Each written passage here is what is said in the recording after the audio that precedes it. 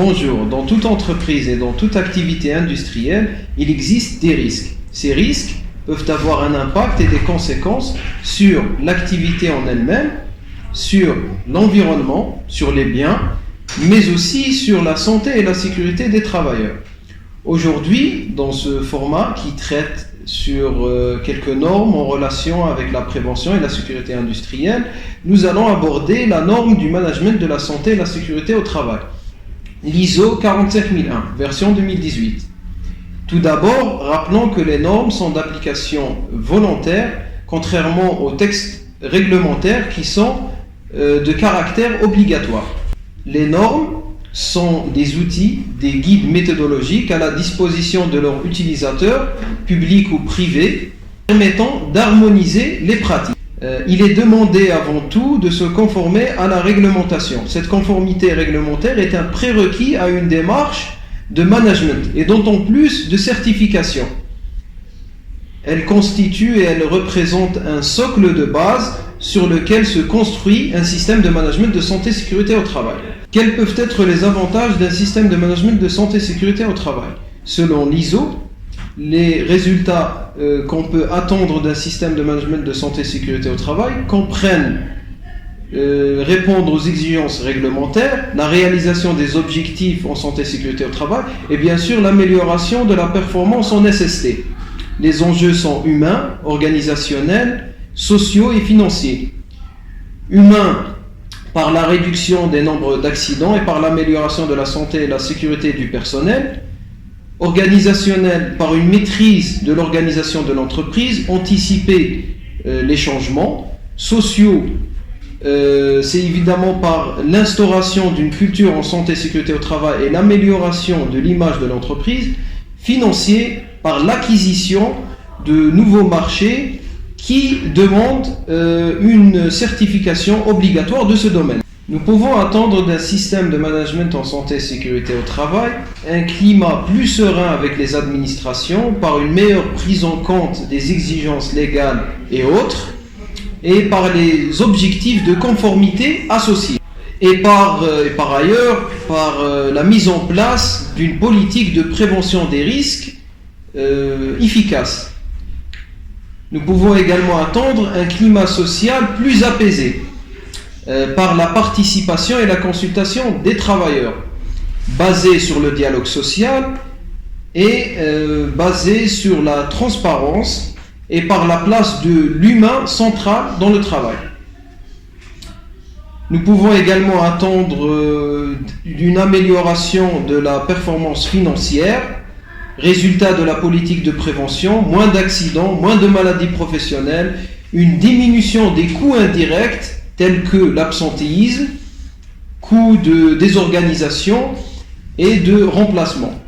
Résultat en termes de SST, une étude citée dans Manager Santé Sécurité au Travail de l'édition d'UNOD 2012 montre que investir dans la prévention rapporte.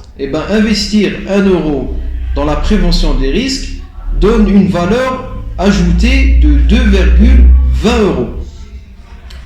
Également, ça diminue l'absentéisme et ça augmente l'attractivité de l'entreprise.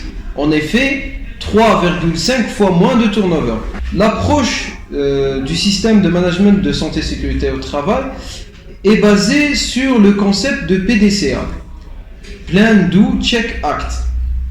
Planifier, réaliser, évaluer, améliorer. Alors on va essayer de comprendre ce concept, PDCA.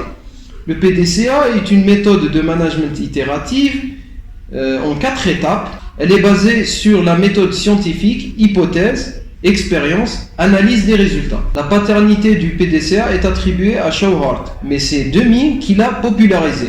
Et Deming a proposé une variante. En effet, il trouvait que le C qui représente check dans la méthode était trop sévère et a donc proposé à le remplacer par S, study. Et il a proposé une variante du PDCA qui est le PDSA.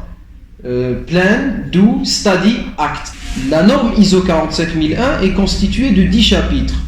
Le premier, domaine d'application, ensuite les références normatives, les termes et définitions comme troisième chapitre, le contexte de l'organisme, ensuite c'est le leadership et la participation, 6 c'est la planification, le 7e chapitre c'est le support, le 8e c'est la réalisation des activités opérationnelles, le 9e évaluation de la performance et le 10e c'est l'amélioration. Alors commençons par le chapitre 4, contexte de l'organisme. Contexte de l'organisme. Ce chapitre présente les exigences permettant d'adopter, de concevoir, de comprendre le système de management de sécurité. Au début, nous avons un sous-chapitre, compréhension de l'organisme et de son contexte. Les enjeux qui ont une influence sur le système de management et ses résultats doivent être définis. Alors la norme ne décrit pas quels sont les enjeux, mais impose de les identifier. Très souvent, les enjeux concernent les éléments ou les facteurs majeurs ayant une influence sur les choix de l'entreprise. Par exemple, les enjeux sociaux, les enjeux réglementaires, les enjeux économiques, les enjeux technologiques. Pour les enjeux externes, bien sûr. Et pour les enjeux internes, ceux relatifs au personnel, aux infrastructures, aux services, etc. Par exemple, et plus précisément, dans un système de management de sécurité, un enjeu peut exister si l'entreprise se prépare à faire un saut technologique important. Pour des raisons de productivité, par exemple, il pourrait s'agir alors d'un enjeu de maîtrise de la sécurité dans un contexte d'évolution de moyens techniques. Comme deuxième sous-chapitre, compréhension des besoins et attentes des travailleurs et autres parties intéressées, les parties intéressées sont forcément les travailleurs, mais il peut y avoir d'autres parties intéressées. Pour chaque partie intéressée, il est donc nécessaire de déterminer leurs besoins et attentes, y compris et surtout, j'ai envie de dire, lorsque ces besoins et attentes sont des exigences légales. Ensuite, c'est à l'entreprise de s'assurer d'y répondre à ses besoins et attentes en matière de sécurité. Vient ensuite les exigences du troisième paragraphe, détermination du périmètre d'application du système de management SST. Ce que l'on nomme périmètre d'application est l'identification formelle du champ d'activité réalisé sous couvert du système de management, sur ce quoi s'applique l'ensemble des exigences de la norme. Parce que, effectivement, il se pourrait que les exigences de la norme ISO 45001 soient déployées sur un site et pas sur un autre. Par exemple, généralement sur un site géographique, le périmètre d'application concerne tout ce qui est réalisé. Parce que la sécurité a bien souvent une approche géographique. Pour finir avec ce chapitre, nous avons comme dernier sous-chapitre le système de management de la SST. Il faut mettre en œuvre et améliorer un système de management SST. La notion de processus abordée dans ce paragraphe-là n'impose pas systématiquement de décrire et de formaliser les processus sous une approche relativement classique. Cependant, cela peut s'avérer très pratique afin de concevoir et de partager et de communiquer sur le système de management. Ensuite, passons au chapitre 5, leadership et participation. Comme premier sous-chapitre, nous avons leadership et engagement. Bien que 13 exigences précises et portent sur la direction, ce qu'il faut bien retenir et comprendre, c'est qu'il est attendu un engagement sans faille et éclairé du management de la santé et la sécurité au travail par la direction. Le deuxième paragraphe, politique, santé, sécurité au travail, montre qu'une politique SST doit être documentée et inclure les 6 exigences listées dans la norme. Cela fait co à l'engagement et à la communication et doit être communiqué à toutes les parties intéressées. Le troisième sous-chapitre, quant à lui, présente les rôles, responsabilités, autorités au sein de l'organisme. C'est à la fois un classique et un point fondamental dans toute norme du système de management. Les responsabilités et autorités doivent être identifiées, communiquées, écrites au sein de l'organisme. 2 doivent être obligatoirement définies et attribuées. L'assurance de la conformité, la responsabilité d'informer la direction du fonctionnement du système. Consultation et participation des travailleurs maintenant. Tout ce qui est du ressort de la réglementation et du respect de celle-ci est bien entendu applicable dans un système de management de sécurité. La participation et la consultation des travailleurs en Algérie, cela fait référence aux instances représentatives du personnel, les CPHS, les comités paritaires d'hygiène et de sécurité. La sécurité ne peut pas être une démarche descendante de la direction vers les travailleurs, mais nécessite d'associer les travailleurs qui, eux, vivent et sont impactés par la sécurité. Cette association et implication et mobilisation des travailleurs doit être organisée. Maintenant, venons au chapitre 6, planification. La planification.